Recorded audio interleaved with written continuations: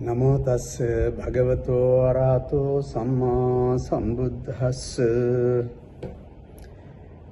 Welcome to the Dhammapada program of the Buddha Dharma TV.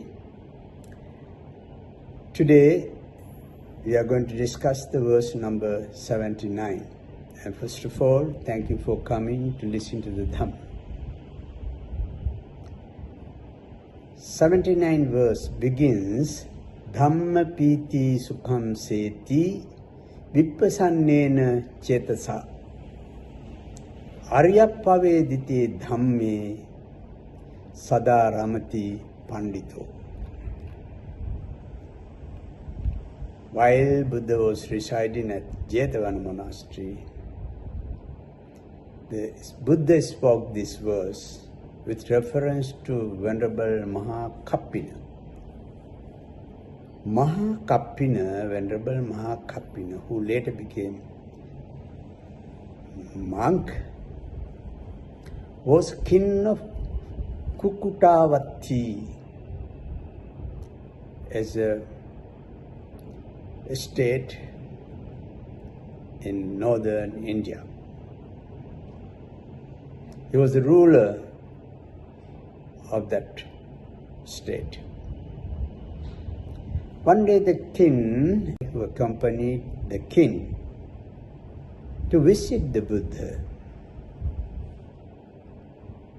There, Buddha, with his supernormal power, he saw in his vision that Mahakappina and his ministers coming towards Savatthi, where Buddha was dwelling. He also knew that they were due for arahantship, attainment, enlightenment. The Buddha also, on his part, went to a place far distance, away from Savatthi, to meet them. There he wanted to meet them and waited for them under a banyan tree on the bank of Gandhabhaga river. King Mahakappina and his ministers came to the place where the Buddha was waiting for them. At that time, Buddha delivered a sermon.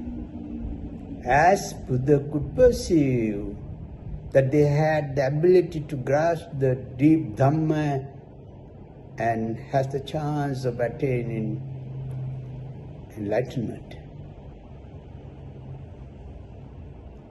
Therefore, Buddha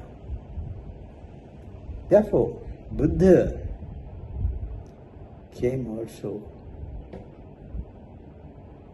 to meet them on their way and help them with the noble teachings. And they attained to a certain stage where they were unable to go back to their household life or to the kingdom to rule. And they wanted to be monks. How fortunate they were. Buddha granted them and they became monks. It is said there, hearing this story, the king's wife or the queen, Anoja, learning about the king's departure for Savatthi, sent for the wives of the 1,000 ministers and together with them followed the king's trail. Not bad. They too came to the place where the Buddha was, and seeing the Buddha with a halo of 6 colors, paid homage to him. All this time the Buddha, by exercising his supernormal powers, had made the king and his ministers invisible, so that their wives did not see them. In fact, Buddha was hiding them from their wives. The queen therefore inquired where the king and his ministers were. The Buddha told the queen and her party to wait for a while, and that the king would soon come with his ministers. Then the Buddha delivered another discourse to the king, and at the end of which the king and his ministers attained arhatship, enlightenment. This is the opportunity for us to think, how come this happens? There was a mature time. Buddha could foresee their ability to grasp the Dhamma, and they are fortunate enough to understand the Dhamma, realize the Dhamma. That's how things happen. If we have that opportunity, we might not attain the arhatship. Why? Because we were not up to that level. These we call the past experiences. And if we were to listen to the Dhamma, perhaps we must have understood the Dhamma. But it is hard to say that. But here the kings and his ministers have the power, have the ability, have the fortune, have the wisdom, matured wisdom to grasp the meaning, deep meaning of the Dhamma, and thereby attain the enlightenment. So this is a very nice story about kings and queens, and the ministers and their ministers' wives, queens. They all entered the order of the Buddhist monks and nuns. This happened because Buddha could foresee that they had the ability to grasp the Dhamma. And taking the opportunity, Buddha immediately appeared, approached them, and delivered them Dhamma. Right time, right place for the right ones. This is indeed a wonderful incident. Great wonderful incident. Kings and queens and ministers and their wives have attained the enlightenment. At the time of the Buddha, when the Buddha was walking, people just joined, walking behind him. Sometimes 10 became 100, 100 became 1,000, 1,000 became hundreds of thousands, and hundreds of thousands became millions. Hundreds of thousands of people were following because they were so much interested in the spiritual success, gain.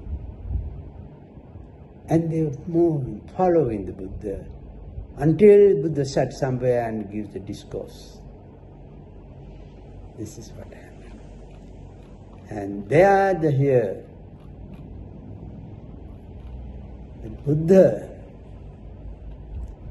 said this verse, Dhammapiti Sukham Seti.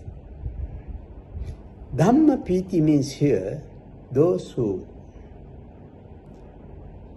truly delight in the teachings and noble teaching. Vippasannena cetasa, with clarity of mind. Sukham seti, live happily. Panditu, the wise person. Arya pavediti, experienced by the sublime ones. Dhamme, in the reality. Sada ramati, always takes delight.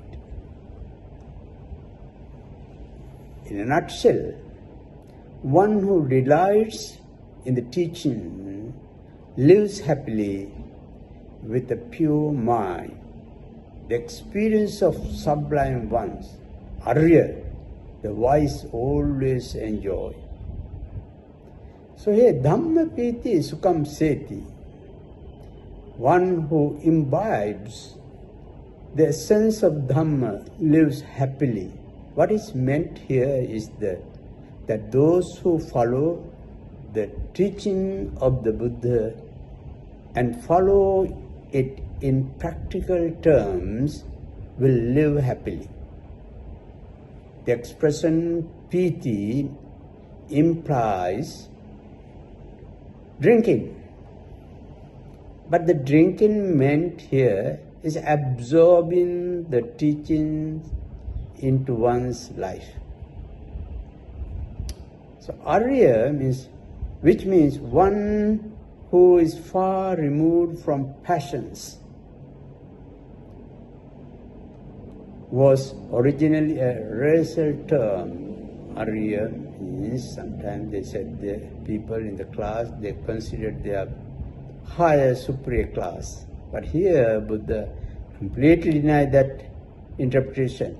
Arya, which means one who is far removed from passions, lust, was in Buddhism it indicates nobility of character and is invariably applied to the Buddhas and the Arhants. Arhants means enlightened ones too. So it is important to understand Dhammapiti Sukham Seti, those who live according to the teachings of the Buddha,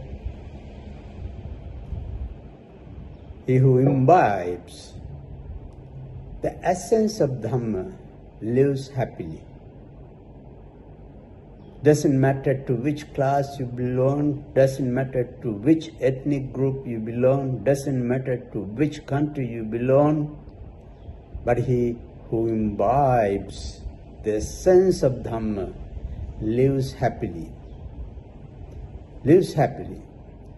That is mean one who follows the teachings of the Buddha and follow it in practical terms will live happily.